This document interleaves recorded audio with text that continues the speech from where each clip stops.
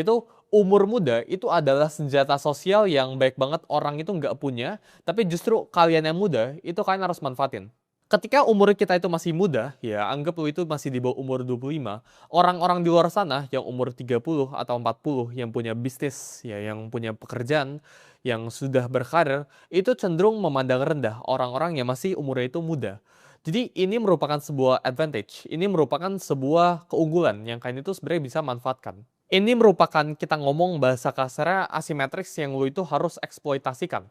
Karena ketika umur lu itu masih muda, orang itu punya ekspektasi yang rendah sama lu. Sedangkan ya ketika umur lu itu udah 30, umur lu udah 40, orang itu udah mulai punya ekspektasi sama lu. Tapi ketika orang itu lu itu masih kecil, ya umur lu itu masih di bawah 25, kita ngomong orang itu meremehkan. Orang itu nggak punya ekspektasi apa-apa.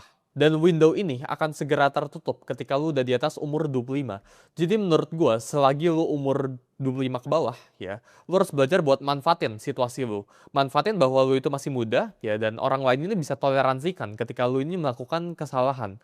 Ketika lu salah di umur yang cenderung tanda kutip tua, gitu ya, di atas 25 tahun, maka orang ini udah nggak bisa toleransiin kesalahan lu. Tapi ketika orang ini masih umur 25, orang ini masih bisa cincai, masih bisa cuek gitu.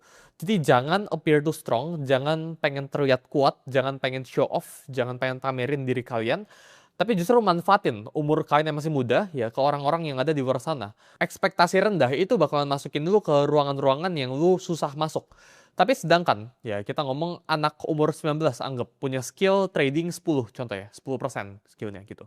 Sedangkan ya ada orang umur 30 punya skill trading 20%, dua kali lipat di atas umur anak 19. Tapi anak umur 19 ini bakalan jauh mendapatkan lebih banyak akses dibandingkan orang yang umur 30 ini. Kenapa? Karena faktor umur. Orang itu suka ekspektasinya itu rendah ya ketika orang itu umurnya itu masih muda. Sedangkan kalau umurnya itu udah tua, ekspektasi orang itu meningkat gradually. Jadi ini window yang again gue bilang bisa tertutup. Jadi manfaatin buat kalian yang masih umurnya itu masih muda, manfaatin.